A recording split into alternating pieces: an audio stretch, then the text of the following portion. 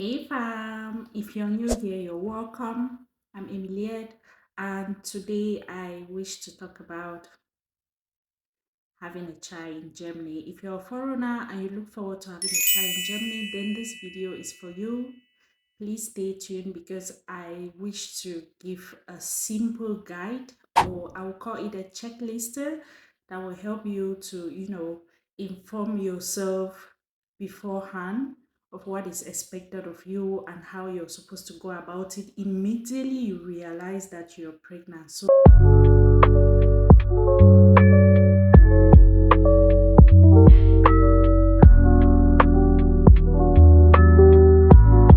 to all my returning subscribers, thank you very much for believing in me and for being here. And if you're new here, I'm Amy. Here I motivate, I inspire, and I also share my experiences as a mother living in Germany.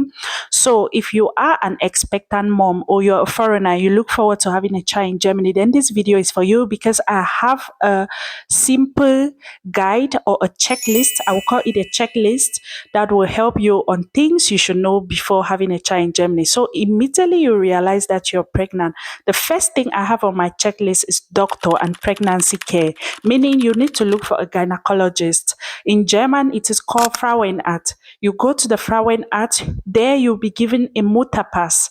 For women, I know I would recommend you look for women gynecologists because I myself, my Frauenarzt was a woman, so I feel more comfortable. So you go to your gynecologist and there you'll be given a. So what is a motor pass? A motor pass is an official medical document. Like motor pass in English can simply be translated to mean mother's passport, meaning you carry it everywhere you go. And in case of emergency, because on this official medical booklet, all your medical history and the history of your pregnancy, your baby, will be recorded on this book. So, as a parent, as a mother, it is important that you know that you will be issued this book at the Frauenarzt and you should keep it jealously. Like, it should not go missing or anything should not happen to this book. So, all your routine checkup and everything will be documented on it. So you also be having routine checkups sometimes after every 4 weeks. But as you get closer to your birth period, it will be more often. So the next point on my checklist is health insurance, which is super important. It is also important to note that in Germany, we have the private insurance and we have the public insurance. Public insurance means you're gesetzlich versichert, like you don't need to overdo. Like while working, you already pay your tax and the insurance is being deducted. While private insurance or those that are privately insured health wise, yeah, they know how to sort themselves. So let's just consider that you have a public health insurance. You will be needing your insurance card everywhere you go as a mother, as an expectant mom. You carry it for your routine checkup at the Frauenarzt or the gynecologist, like I would say. You also be needing it at the hospital or a midwife should in case you decide to choose home birth. So it is important. So the next point on my checklist is Hebama or midwife. A midwife is very important in Germany, and if you're someone like you're an expectant mom and you look forward to having one, it is important that you start looking for one very early. Like immediately you realize that you're pregnant because midwives help before birth. They help pregnant women before birth, during birth, and after birth. I could have actually loved to have one, but I was not fortunate to get one. Where I registered, there was a lot of delay and, the system was very congested then. So I was not fortunate to get one. So, but if you're somebody you look forward to having a midwife, or they call it in German a Hebamme, then do well to do that. So that is the next point on my checklist. So before we move to the next point, it is important that I also note that before moving to the next point, which is hospital and birth, at this stage, you already have your health insurance, you are gesetzlich versichert, And then you have your gynecologist. More often than not, when I talk about hospital and birth, like mine, my doctor recommended me some few hospitals in the near. Like you're allowed to choose which hospital you intend to have your baby. That is, I find it very amazing, very interesting. Meaning, during pregnancy, you only go to your Frauenarzt or to your gynecologist for checkup. But when you're closer to giving birth, you need to, in 4 hours, choose which hospital. So more often than not, if you're confused, you can ask your gynecologist, right?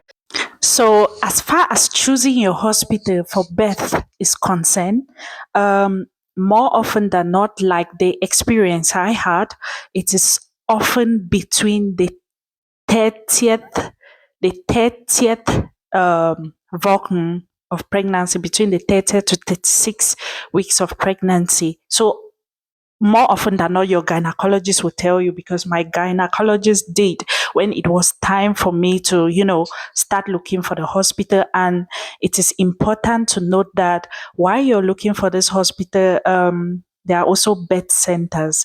You can also choose to have your child at the birth center. Some people even choose to have their children at home. But for me, I don't think it's safe. And again, it might cost extra if I've not mistaken.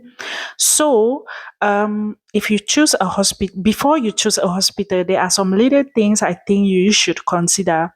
The distance from the house to the hospital, it's important. And your safety before birth and after birth is very important. Kudos to the hospital where I had my baby. I mean, they are super structured. They are super, super structured. Immediately I booked an appointment with them. I was there just from day one. They gave me a checklist of what is expected of them. Of course, I'm going to make an extra video. They call it, I had an appointment for Geburtsanmeldung. They call it Geburtsanmeldung. So it is also important that as a foreigner, if you cannot speak the language, please have somebody that will translate word for word. And that you will not, because it has to do with you having a child here. It's a medical situation. We don't want misunderstanding. So if you cannot speak the language, if you're fortunate, you might meet people that will speak to you in English, of course. But in my get trainers at one point in time, yeah, I can quite remember they will call their husband or whosoever I'm becanted to interpret for them on phone, like to talk with the doctor or to try to explain to the lady what they are talking about. And that brings me to the point that if you are living in a country where English is not the spoken language, at least as a mother, you will come in contact with a lot of natives, like you have a lot of contact with natives.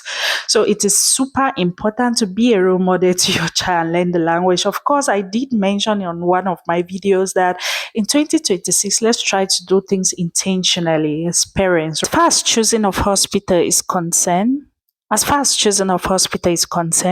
you choose your hospital where you intend to have your child. And most hospitals, sometimes they offer natural birth, water birth, and sometimes maybe you're booked for a C-section or so. So it depends. The situation is always a little bit individual. But though I cannot mention the name of the hospital here, but kudos to the hospital where I had my baby. They are excellent. Like they are so structured. They are super, super structured, and I made a very, very good experience. Seriously, I had an excellent experience there. I had a very, very good experience. I had a very good experience until there was a time I was like so down, and I needed to talk to how do they call them in German? Yeah, to a preacher. Like I needed to talk to somebody because I'm globic. So they had to recommend a pastor to come to call me, talk to me. And when I had my baby, they also came. Like I felt so taken care of. Like I was good betrothed. Like it was top notch. So kudos to them. So let's move to the next point on my checklist is we have paperwork after birth, which is registering the child with the Standesamt. I think in English is the council hall. You need to register the child so that the birth certificate can be granted. Yes, you need to register the child also with your insurance. But from my situation, from my experience, it was a little bit different because, like I did mention already, the hospital was, is so structured. The way they do their things, it's so structured. They gave us a checklist. Like they gave me a checklist, and on this checklist, some of the paperwork that normally we were supposed to do after birth, we had the opportunity to do it before birth, like before birth, immediately after we had Geburtsanmeldung at the hospital. So they gave us, and part of this paperwork, it includes things like kindergarten. It includes things like the form, the registry form I'm talking about to register the child at the Standesamt. So they will help you apply for the birth certificate and so on. So all I had to do was just to fill the form and I give it to them. They were the one who, take care of the rest. So after that, we just had to go do one or two and then we collected the child's birth certificate. But I think it is different depending on your Bundesland. So always do well to, check in voraus, or like when you go for your Geburtsanmeldung, you ask the hospital like on whether there's such an opportunity that you can get to do part of that paperwork before birth, because I think before birth you have a little bit of energy, like it's a little bit better. So now the next point on my checklist will be kindergarten. What is kindergarten? Kindergeld is like an allowance that is given to children born in Germany. Before it used to be 250 euros, but now it's 255. So not everyone is eligible for this money. Yeah, I think I'm right. Not everyone is eligible. However, this money doesn't come automatically. Like you need to apply for it. So, like I did mention already, the hospital where I had my baby, they were so structured. They already had the forms, and we just had to fill and put our Steuer ID and all the rest and all the rest. And it was really interesting. They did part of the work, and everything was, a little bit easier after birth and so on and so forth. So yeah, those are the things I have on my checklist. And the last point is applying for your Elternzeit. If you're a working parent, make sure you inform your Arbeitgeber. Yeah, you might be asked to apply for parental leave, and in Germany you're allowed to apply up to 3 years. But of course, if you have the possibility or you have help or your situation doesn't require you to be at home for 3 years, then why up to 3 years?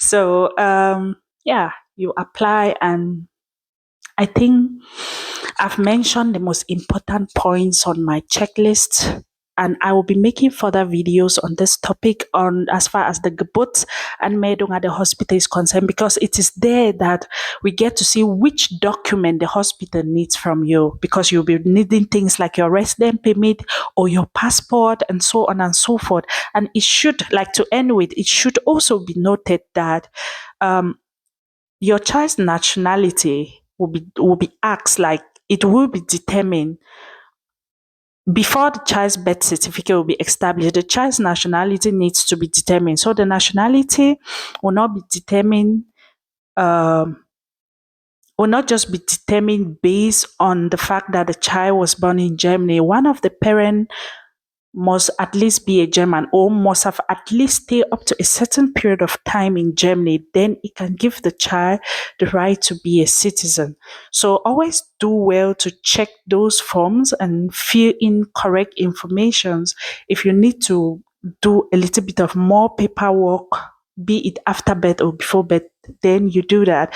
So thank you for watching this video. Please don't forget to subscribe to support my journey, because here I motivate, I inspire, and I share my experiences like the one I just did today as a mother living in Germany. Thank you very much and have an amazing time. Bye bye.